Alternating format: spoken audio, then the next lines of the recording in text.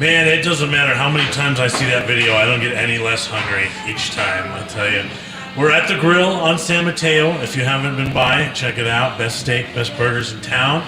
Champions Corner. Coach B's on assignment. Sebastian Noel, our wonderful director, John Chavez. And, man, it seems like you and I haven't been together in a while, huh? Yeah, definitely. It's crazy how time flies by. Even, so what, only been...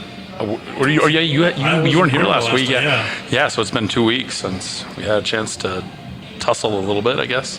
And so we're gonna. You guys had a great show while I was gone with the football team. I heard a lot about that. Yeah, that was really amazing. I didn't even know it existed, and I was just amazed at their dedication and the work that they're putting in. So that was really good. We are going to stay with football today. Actually, something that caught my eye and that I know caught your eye was kind of the player of the year predictions for high school football. The particular site we were looking at, NN Preps, they have a yearly award. Whatever you think of that is your own personal opinion. I know I have some thoughts about it. Usually they're pretty Southern biased, but I'm just going to say that at the top. Yeah. But they have their list of names for Mr. Football, which is essentially their player of the year. We've also mentioned the Gatorade Player of the Year award before, so we thought we would kind of tackle that and talk about the favorites, who are some candidates. But first, I know you can't help yourself but sneak into a practice in the morning now that they've started. So tell me how that's been going since practice is officially underway. Well, the first day was sort of a little chaotic. Day 2 got a lot better because, I know the head coach has immense responsibility, taking care of the health of these kids, so I know that they're being, I'm talking about Cibola, where my son goes, they make sure that the kids stay in their cars. Each day the kids have to fill out a questionnaire, so they submit it electronically, how they're feeling, have they traveled outside the state, all the questions that the state guidelines require. They stay in their cars until all the coaches tells all of them come out, then they go into their pods, and then they have their assigned spots on their fields. So the first day, they were more concerned making sure taking temperatures. So although they're following all the guidelines, to try and keep the kids safe. And we had our first grouping, we had a real good turnout, and then we had like our JV and freshman kids come out, and it went pretty well. Day 2 was even better. So from that point, that's been really good. A lot of questions about that. One, obviously, the out-of-state travel piece. So if you missed that, anyone that's watching, Sally Marquez did come out with her usual, she's got like a weekly Q&A that she's been doing, and she's reiterated that point that she sent letters to principals and ADs that, hey, if kids are leaving the state for tournaments, visit family, the 14-day quarantine does apply to them. That's a pretty big culture shock, I would think. Definitely. But the easy way around that is obviously you just deny it. Because there is a level of, what's the word I'm looking for? There is a plausible deniability factor, in that whole thing. So, keep it off social media, right. and don't really advertise it. And that's kind of something we're going through at my day job right now at the moment too. Is if employees, managers, etc., are leaving town, which they are. Some of them, just like you said, cannot keep it off social media, cannot stop running their mouth when they get back. So we are enforcing that quarantine. Whereas others, are much smarter about it. Don't say anything, and you're probably good to go. Now, I'm not encouraging that, but I'm just saying it's an easy workaround, right? Until everybody in the shop gets COVID, and then you're like, okay, which one of you guys lied? Right. Well, and I have some thoughts about that in a moment. To go with some news that I read today. Okay, I got a couple more questions though. So at this point, it would seem like there's a lot more administrative or CEO duties for the head coach than normal. Is that accurate? Oh gosh, yes. Making sure that number one, the kids have their waivers, because each kid. So the one thing that they ruled on is that if you to not burden the healthcare system, is kids that didn't get major injuries last season don't have to get a new physical. Right. Okay, so that's alleviated some of the stress. So like for my son, he had a knee injury. We had to go get a new physical. So, but making sure you have that paperwork the first day, and usually in the summer that doesn't compound until the first day of 2 days. Right. So usually during the summer, you kind of don't have to have those many Now, formalities. What's going to happen during 2 days? Are they going to have to go through that process at the beginning of each session, or just once? We haven't gotten guidance on it. What we think, at least before the school year starts, that each player will have to have a COVID test. Which to me, it makes sense to do it now. Right. Then because like the kid, there's a freshman at St. Pius that tested positive. And there's also 25 athletes at New Mexico State that tested positive. Yeah. So that's the problem, though. You start testing everybody. I think you might get shocked at how many kids have it, and then everything gets shut down. Yeah. What's worst case scenario? And we'll get to that in a moment. I mean, we're talking now based on the assumption that there's going to be a football season, which I don't think so. But we'll get to that in a moment because I do have a couple more questions. So, does the head coach even have their own pod, or are they pretty much just ensuring that everything goes right at this point? At Cibola, they do, just because there's one situation where no, he does. He has his own pod, so he has his own pod. Now, the first day kind of struggled because he wanted to make sure he went to each pod and explained to kids the procedures, and he's real diligent. The kids have to wear their masks until they get on the field. Just he's following the guidelines, right.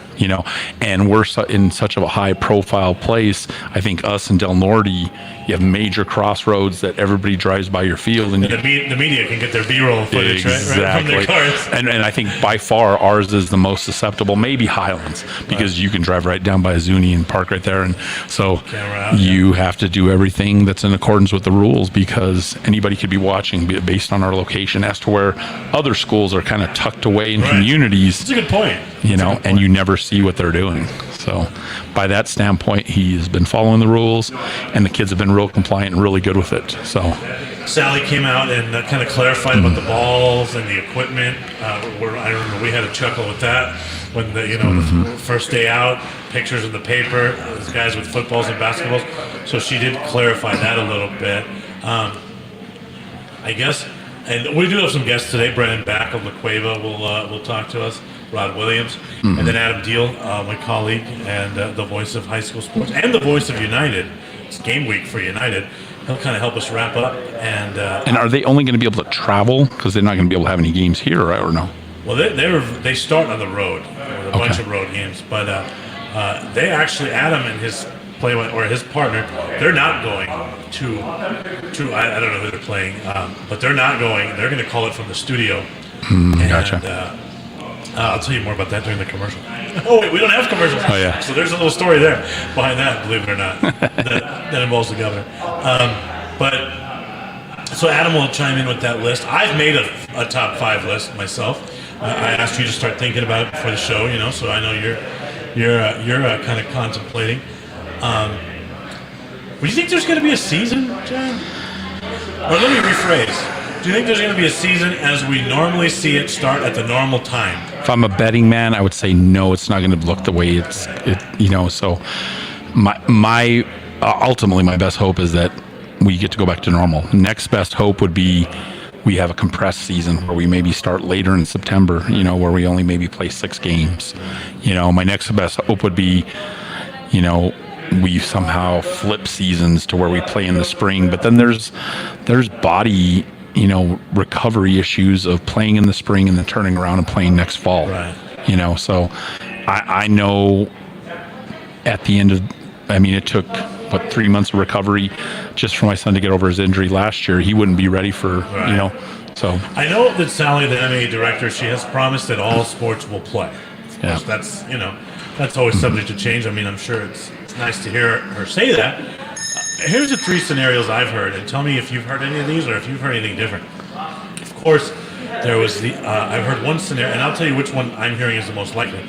I heard a scenario where maybe they go ahead and start playing non-contact sports on the regular schedule. So I believe that would be fall sports. They would try to play track and field, cross country. But even that, let's take those. How do you separate lanes in track and field, right? You're doing 100 meters. Are you just running heats of 2, heats of 3? Yeah, right? every other lane, or I've heard that proposal floated, but of course the trouble with that is who determines what's a contact sport, what's not a contact sport. And even if we have a set list of non-contact sports, air quotes, if you will, The locker room still applies, right? I mean, all those other things still apply, right? And even if you, let's say, track and field is deemed a non-contact sport. I brought up the lanes, right? What about the handoff with the batons and relays? So that's one that I've heard. Just guessing, the least likely. The other I've heard is second least likely is kind of what you talked about, where they flip that sport into the spring and they maybe play baseball and football at the same time. I don't think they would move baseball to now, although that could be discussed. I mean, since Major League Baseball is getting ready, but since baseball players lost their entire season plus the summer, I think the coaches would be pretty pissed if they said, "All right, you guys are up first." Exactly. I mean, Yeah, I know I as a coach would be irate. Very much so. So I don't see that happening.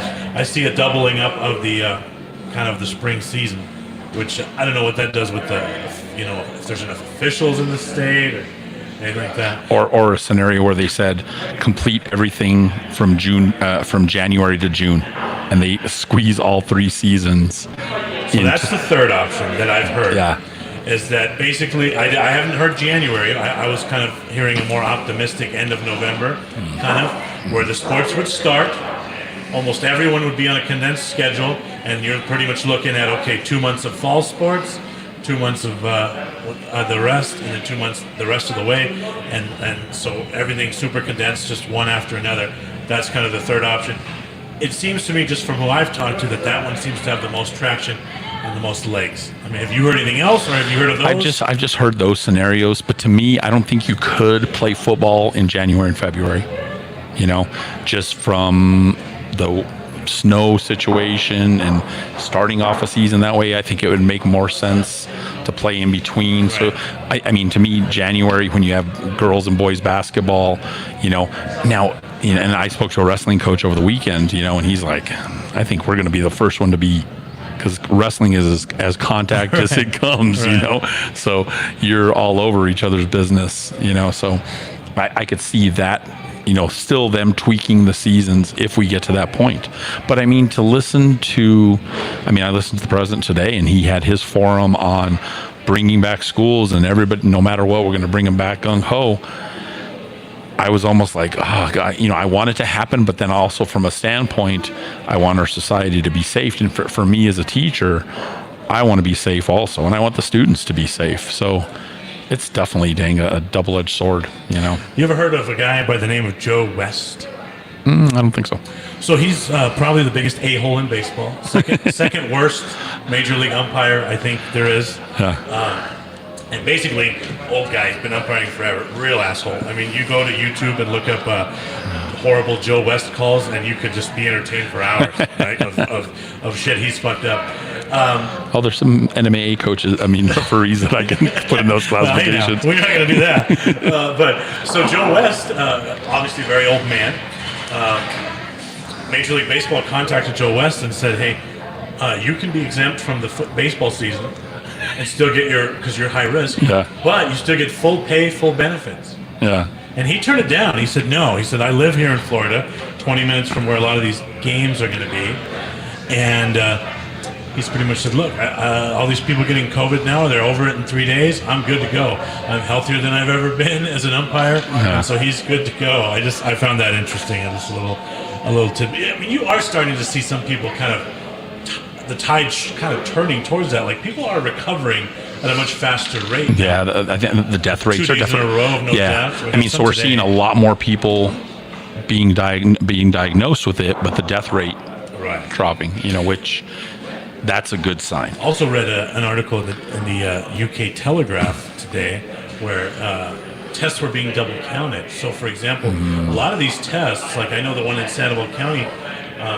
You go to a drive-through test and you do the swab yourself or whatever, and then a lot of those tests require a follow-up, right? So because of the high false negatives. Right? Yeah. Mm-hmm. And so, like, you go on Monday and then you go back do another one on Wednesday. Well, this article in the Telegraph is saying that those are being counted for each time. So I don't know, man. I just don't know what to make of this. I don't think there should be a baseball season, not because of COVID, but because it's such a joke to play a 162 game schedule in 60 games. That's not baseball. Yeah. I do think the NBA can finish up. The NFL, that remains to be seen. I know they're working on some shields and stuff that the players' union has to approve, right? So inside their face mask? Prevent liquids, that kind of thing.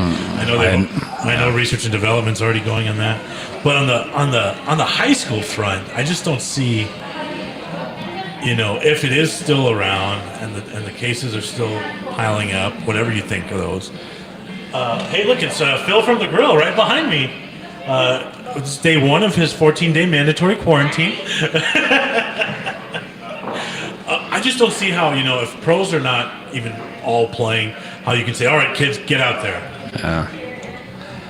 I'm torn by that because you look at professional athletes, collegiate athletes, they kind of get do-overs, or their careers aren't, a season just doesn't disappear from, it does, but they get to play another year. Well, and look, as to where a high school senior, it's poof, it's gone. College is on the brink too, though, because something that not a lot of people are talking about, one of your favorite senators, I'm sure, Cory Booker, is proposing some legislation that would outlaw these colleges from making the players sign waivers. So if liability waivers are off the table, I don't know how this thing can get started. What do you think about that? No, that's interesting because so they're gaining the rewards of the television contracts and the revenue that it generates, and then they have no financial liability. Ticket revenue. I mean, you get conferences like the SEC. They're talking about having fans, whether it be at 50% or 25%. Wow. They're talking about having fans. So, some of those stadiums, they seat 100,000. Okay, you go down to 50, you're still making some revenue there. Yeah. But remains to be seen. I just think, me personally, as I do my thing at ProView, calling all those games, I'm just kind of like, gosh, I hope there's a basketball season. I've kind of already been perfectly convinced of the fact that there can't be a football. And just look in our backyard, John. UTEP shut everything down. New Mexico State announced today 25 positive tests out of all their athletes. And UNM, I think, only had 1 or 0. I didn't see the numbers on that yet. Well, no, I'm sorry. They had 6 or 5 or 6 athletes, 1 staff. Right? That was before the football players even came back, I think. Oh, wow. I would have to double check that. But just you look in our backyard here, UTEP shutting everything down, New Mexico State shutting everything down.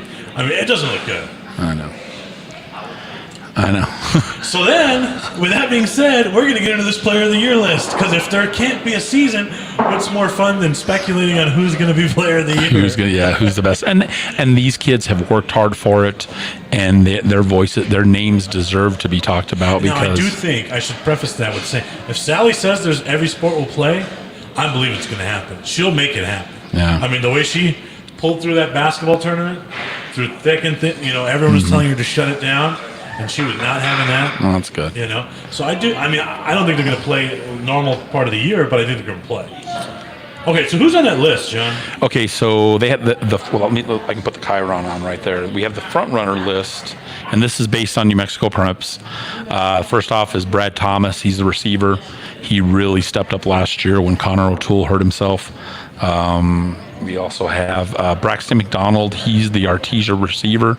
I haven't had a chance to watch him play, so I really couldn't formulate an opinion on him. Caleb Carrillo. I did see him at the junior day camp at the end of January or beginning of February there up in Wilson. Right. He's legit. He's like 6'2", 6'3", good sized kid, and I've watched film on him. Right. He's pretty good. I don't see first of all, I'm going to just say this right now. I don't see a receiver winning that award.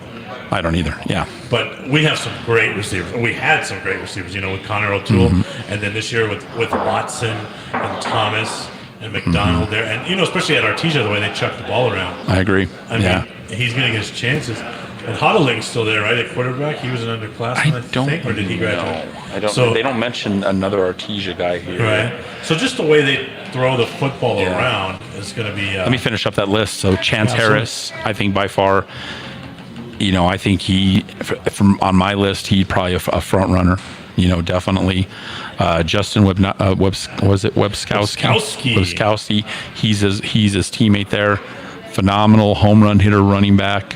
You know, you had a chance to call the game, man. That game was exciting. Called a couple of Clovis games. Yeah, but that game versus Cleveland was exciting. They kept punching. Both of them would hit long. It was the final score was in the 50s and 60s. Right. Yeah, it was amazing. So Marcos Lopez, the quarterback from Las Cruces, I know he struggled in the playoffs against Rio Rancho, but you know, we'll get to face them in our second game. Cibola will, and then Tyler Keene. I just saw him about a week and a half ago. He was out catching footballs at CNM West because they have a new quarterback, a kid that transferred from Valley. All right.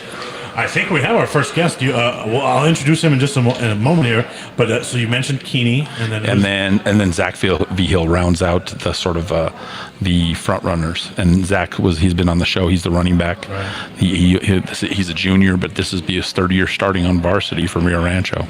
Well, if you have Brandon all queued up, our first guest is one of the fine head coaches here in the city, and my favorite curmudgeon, the head coach of the La Cueva Bears, Brandon Back. Brandon, can you hear us? You're gonna probably have to. You have to talk to him on the phone, and then put the headset here. Brandon, can you hear us? Coach always ran it through that. I know it's like we heard it ring. And are you on Bluetooth over there? Should be.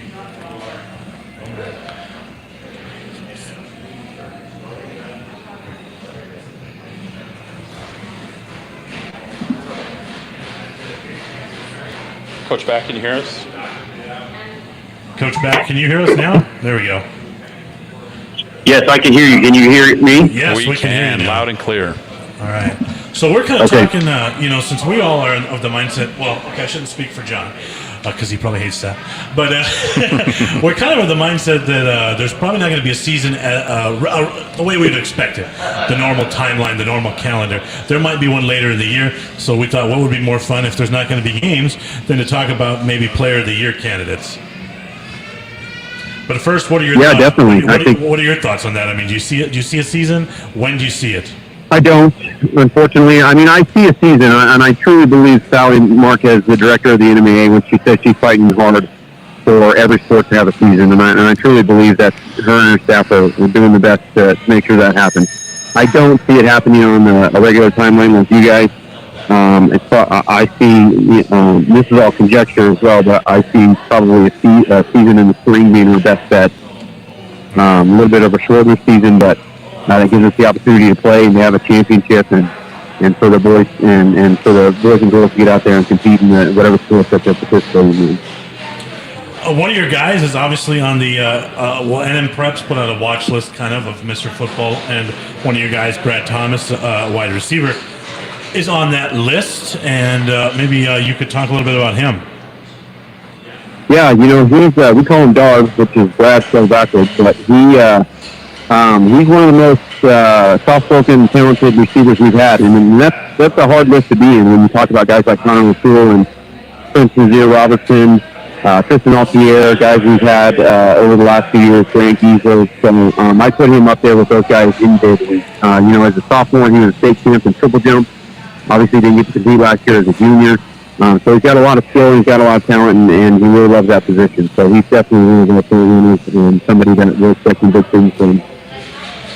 Yeah, this is John Chavis. He's a hard worker. I saw him at the junior day, and he goes up and gets the ball. He's a ball hawk. He's one of those 50-50 kids that's going to win most of those battles when you throw the ball up. So, and I know he... Yeah, and the unique thing about him, he really has only been playing football for 2 years. He didn't play growing up. He was a soccer kid his entire life. In his freshman year, he actually broke his collarbone pretty severely and required surgery, and wasn't able to really finish the season and play that much in the season. So, his claim to fame is coming out really and having a great sophomore year, winning the state championship, and then being one of the big key guys for us last year. So, it's kind of a unique guy who didn't grow up being used to contact and to come into a position like that and not be afraid to go up and get the ball and expect to get hit. So. He's got some special skills. I know you're not a Facebook guy, so you're probably not watching. But John has a picture of you up, Brandon, like where you were young, like way before you got ugly. Like you should. This might be like your first year. I must have been like 6. Yeah. I found it actually on a Del Norte alum page that's saying that he's coaching in the championship game because I couldn't find any other photos. Dear God, that is an old that's picture really right old. there. Hey, you look young, man. That's a good one. Hey, you mentioned some of those other names. How do you think Brad's going to fare without some of those other names on the other side there? You know, is this going to be a new role for him, being the go-to guy? Yeah, I still think he's going to be one of the top guys. He will obviously be covered by a lot more people when we get the opportunity to play again. The secret's out on him, so that'll be a different, unique skill set that he'll have to bring. But we are truly blessed here at La Cueva. We got another couple guys in the pipe who will fill the position Brad did last year. So I'm not too worried about that. But yeah, Brad's going to have to make some big plays in some bigger situations because their best guy will be on him, hands down. And he knows that. He's excited about that, and I know he's ready for that opportunity. You know, I know it's strange, but you guys have a young quarterback. I know that you guys are pretty happy about, but a lot of question marks around La Cueva going into the season, especially with your running back departing. You guys are replacing a lot of pieces. Is this as strange of a start to a season as you can remember, or is that just me? Because I no. I mean, I would say that it's a little bit different than it's been the last few years for sure. We've been through this transition before. We were blessed to have some really strong senior classes, and when you get that, you get the opportunity for new kids to come in and start fresh and put their own stamp on the program. The hardest thing for us is not necessarily that the talent will be different. It's just that it's inexperience, and that's why fresh JV football is such an important aspect of what we do here when running programs, is because these kids get minutes on the field, and even though it's not at the varsity level with the speed and the skill set that they'll see, being out there on the field and putting a helmet on and competing with somebody else really prepares them. So these kids have had a lot of great success on the JV level, and they've put in a lot of time and effort in the weight room. I will say that we've got a lot of new faces, and we're going to be filled with a lot of different kids that you probably haven't heard of in a lot of positions, but we are faster as a team this year than we've been in probably 4 or 5 years. As far as our team speed goes, we got some kids who can absolutely move across the board, guys who are just fast in every position. So that makes me excited about what we have coming up and what we can do when we get the chance. Brandon, one guy that I do know about from basketball is Exodus Ayers, and I hope you don't mind me asking you about an individual player, but I think Exodus is going to be probably one of the best top 5 basketball players in the state next year. That's how highly I think of his basketball game. But I know football, he was always pretty damn good too. So how's Exodus's football development there?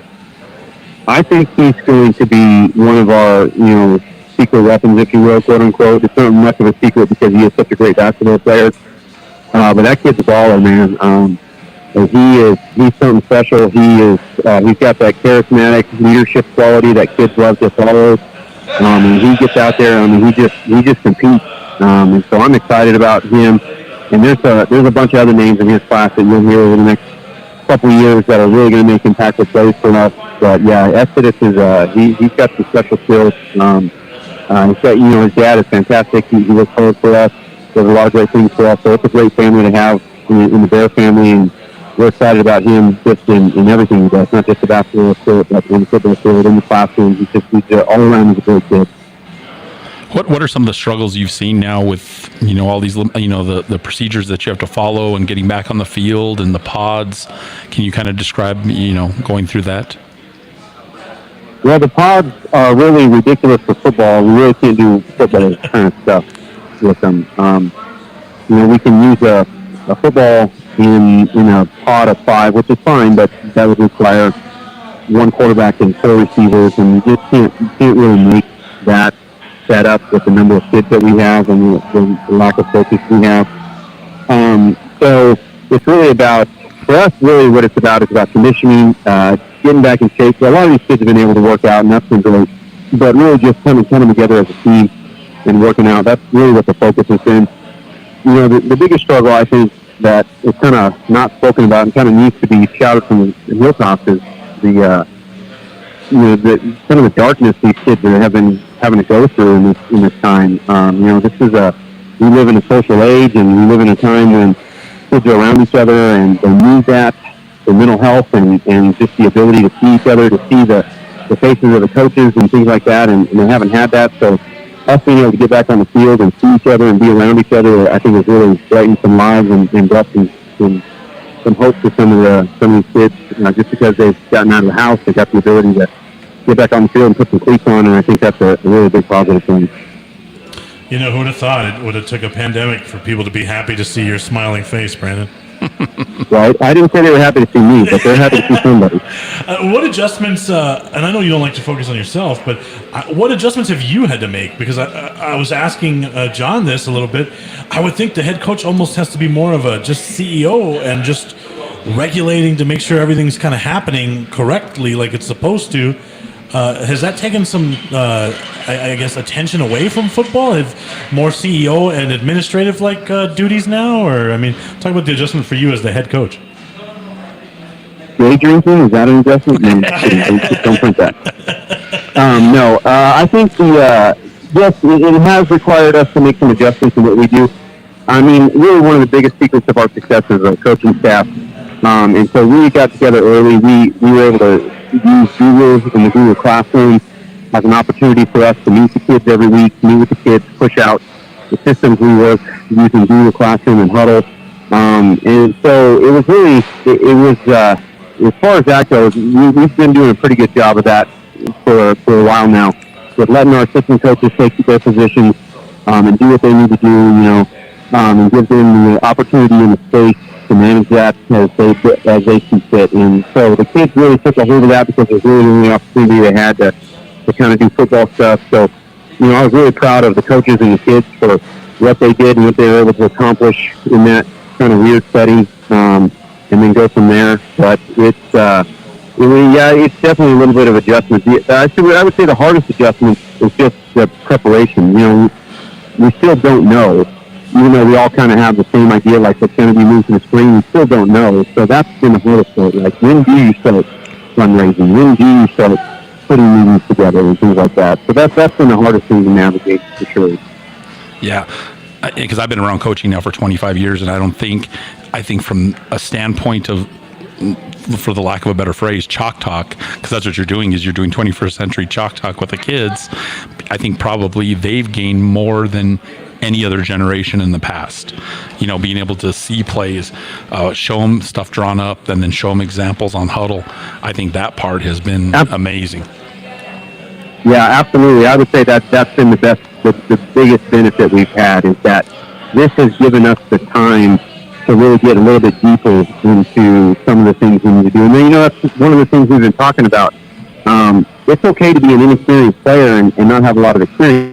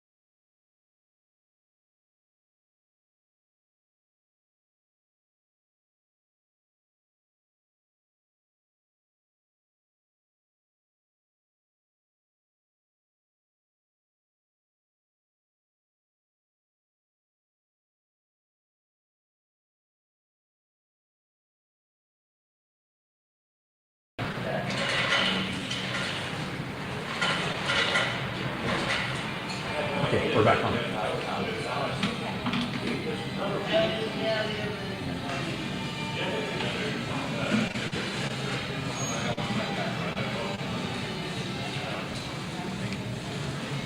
All right, so we had some technical difficulties there.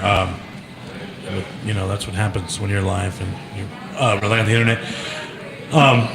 Unfortunately, we didn't get to the list with Brandon. I didn't want to have him holding on the phone while we try to figure our shit out.